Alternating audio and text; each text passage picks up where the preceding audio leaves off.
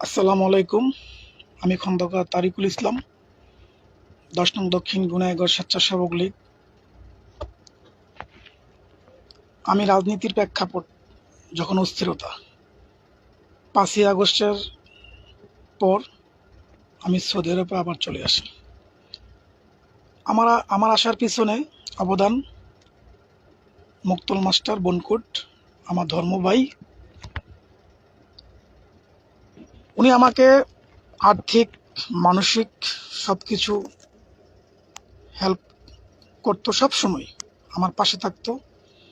এবং আমার পরিবারের সাথে যখন আমার ঝামেলা চলে, তখন উনি আমাকে বিভিন্নভাবে সহযোগিতা করেছেন, মানসিক, আর্থিক সব দিক দিয়ে।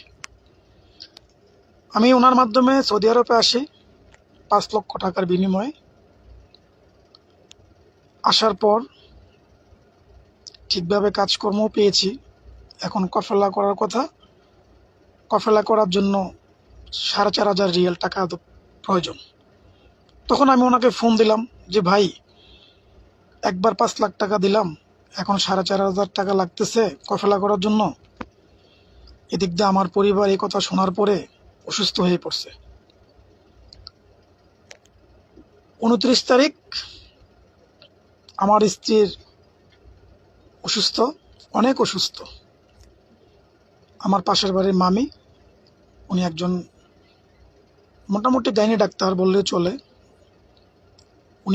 উনি আমার বাসা যায়। বাসা যাওয়ার পরে আমাকে ফোন দিল যে মামির তো খুবই দুর্বল এবং মামির রক্তের হিমোগ্লোবিন কম, প্রেশার কম। তাই আমি বললাম মামি কি করতে হইব? মামি একটা স্যালাইন দিল, বলল যে মামা আপনি একটা ডাক্তার দেখান। তখন আমি তাৎক্ষণিক মুক্তল ভাইকে কল দিলাম যে ভাই, আমার তো এখনো স্যালারি হয় নাই, যেহেতু আমার কফেলা হয় নাই, আকামা হয় নাই, আমার স্যালারি পাবো ৭ থেকে ৮ তারিখ। আপনি আমাকে কিছু টাকা দেন, আমার স্ত্রীকে চিকিৎসা করি। আমার কাছে মেসেজ আছে, আমি আপনাদেরকে মেসেজ দেখাবো। আমি কমেন্টসে মেসেজ দিয়ে দেবো ওনাকে যে আমি কালকে মেসেজ দিছি, আবেগ উৎকণ্ঠ আমি মেসেজ দিছি ওনাকে। উনি তাৎক্ষণিক আমাকে ফোন দেয়। তখন আমি ডিউটিতে ছিলাম। আমার ডিউটি অবস্থায় আমার কাছে এমবি নাই।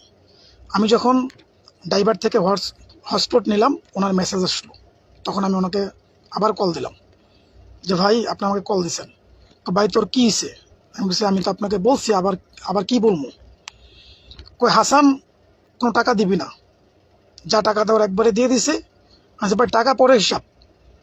আমার স্ত্রী মানে সন্তান আজকে আমার দুটা নিষ্পাপ সন্তান, ওদেরকে দেখার মতো কেউ নাই। কি হয়েছে? এই অসুস্থ। তাৎক্ষণিক উনি বলছে আমি তো পারবো না, আমি ব্যস্ত। উনি আজকে গেছে। আজকে যাওয়ার আগে উনি আমাকে ফোন দিছিল, তখন আমি গাড়িতে ছিলাম, ফোন ধরতে পারি নাই। যাই হোক, ওনার পূর্বের শত্রুতার জেরে উনি আমার বাসায় গেছে। উনি যখন বাসায় যায়, যেখান দিয়ে বাসায় যায় সেখানে অনেক মানুষ থাকে, হয়তো কেউ ওনাকে দেখছে। আর দেখলে কি, উনি আমার ধর্ম ভাই। আমি থাকা অবস্থায় কয়েকশো বার আমার বাসায় গেছে এবং ওনাকে আমি রিকোয়েস্ট করে বাসায় মাঝে মাঝে নিতে পারি না। আমার উজানি জোড়ার রিঙ্কু ম্যাডাম আছে, ওনার ছেলে ইমন টেস্টে ৬ বিষয়ে ফেল করছে। আমি ওনার মাধ্যমে ওকে টেস্টে অ্যালাউ করার পরে মেট্রিক পরীক্ষা দেওয়া ফাঁস করে আনছি। এবং ওনাকে আমি বলছি ভাই, এটা আমার বাইস্তা, মানে আপনার ছেলে। এবং অসংখ্য আমার উজানে জোড়ায় প্রত্যেকটা মানুষের খবর উনি সবসময় রাখে, ছাত্রদের খবর। এবং আমার এলাকায় উনি সবসময় আসে ছাত্রদের সাথে খোঁজখবর নেওয়ার জন্য। আজকে আমি একজন প্রবাসী, আমি সৌদি আরবে প্রবাসী। আজকে ৭ মাস ৮ মাস আমি সৌদি আরব।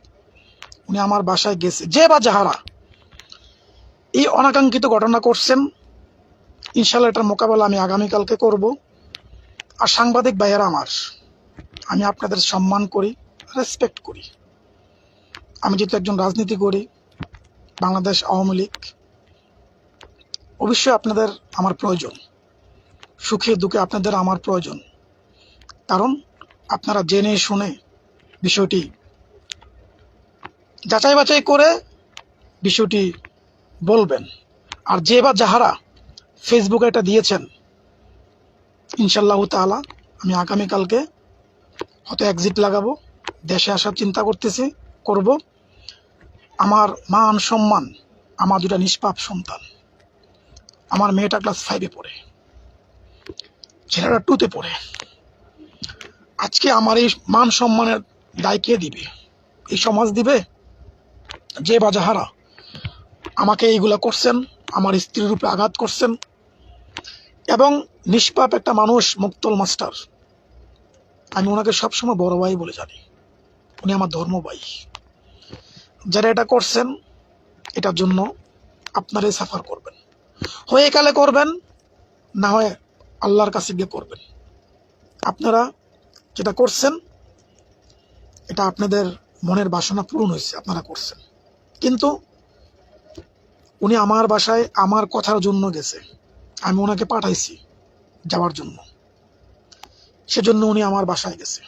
এবং আমার বাসায় যখন যায় আশেপাশের মানুষ সবাই জানে বলপুর আমি গ্রামে ভাড়া থাকি আমার পারিবারিক দ্বন্দ্বের কারণে। কেন? স্ত্রীর জায়গায়, মা বাবার জায়গায়। সেই পারিবারিক দ্বন্দ্বের কারণে যখন আমি আমার স্ত্রীকে ভাড়া বাসায় রাখতাম বা রাখি, আমার বন্ধু বান্ধব আমাকে যথেষ্ট পরিমাণ সাহায্য করত। এই রাজনীতির অস্তিত্বের কারণে যখন আমি দেশে ছিলাম আমার থেকে চান্দাও নিছেন, এবং কারা চান্দা নিছেন আমার কাছে স্ক্রিনশট শো আছে। এবং কারা আমাকে রাজীব মুন্সির সাথে অন্যজনের ছবি দিয়ে আমাকে বলছেন, আমাকে বুঝাইছেন যে রাজীব মুন্সির লোকে ওই লোক চলছে, অ্যারেস্ট হয়েছে, তুমি চান্দা দাও। আমি তাৎক্ষণিক চান্দা দিতে বাধ্য হয়েছি। আমি একটা সময় চান্দা দিতে দিতে যখন অস্থিরতার মধ্যে, তখন আমি দেশ ত্যাগ করার সিদ্ধান্ত নিই। এই দেশ ত্যাগ করার মধ্যে একমাত্র এই মুক্তল ভাই আমাকে এই বিচার ব্যবস্থা করে দিছে। তাৎক্ষণিক আমাকে 1 লক্ষ টাকা উনি দিছে, আমার শ্রদ্ধাভাজন বড় ভাই। ঠিক আছে, আমি ওনাকে রেসপেক্ট এখনো করি, ইনশাল্লাহ করব, কারণ আমি ওনার কাছে কৃতজ্ঞ।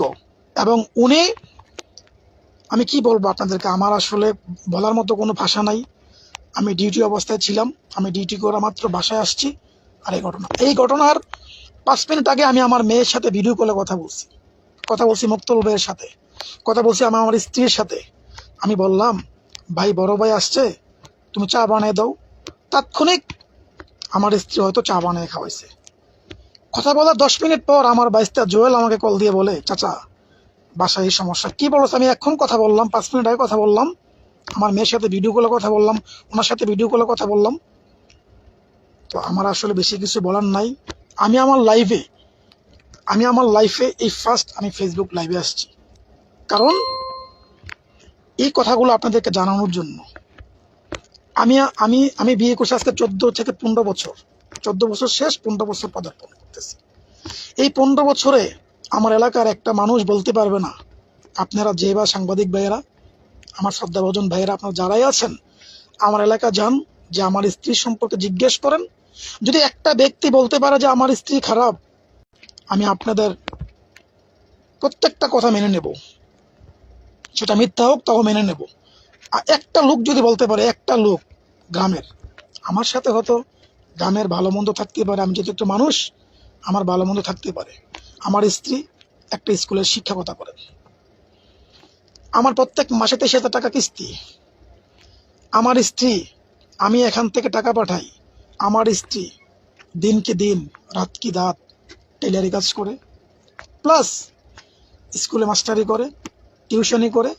আপনি স্কুলে খোঁজখবর নিয়ে দেখতে পারেন, আপনি স্কুলের প্রত্যেকটা গার্ডিয়ান, প্রত্যেকটা টিচারকে জিজ্ঞেস করতে পারেন আপনারা যে আমার স্ত্রী কেমন ছিল। সাংবাদিক ভাইয়েরা, আমি আর বেশি কিছু কথা বলতে পারতেছি না, আপনারা বুঝতে পারতেছেন আমার সিচুয়েশন কেমন যাচ্ছে। যে বা যারা এই কাজটা করছেন, আপনারা এটার জন্য সাফার করতে হবে। এই বেঁচে থাকা অবস্থায় করেন আর কবরে গিয়ে করেন একদিন কত, কারণ আমার 2টা নিষ্পাপ সন্তান। আমি আবারও বলি, আমার 2টা নিষ্পাপ সন্তান। আমার মেয়েটা ক্লাস 4-এ পড়ে, আমার ছেলেটা ক্লাস 2-তে পড়ে।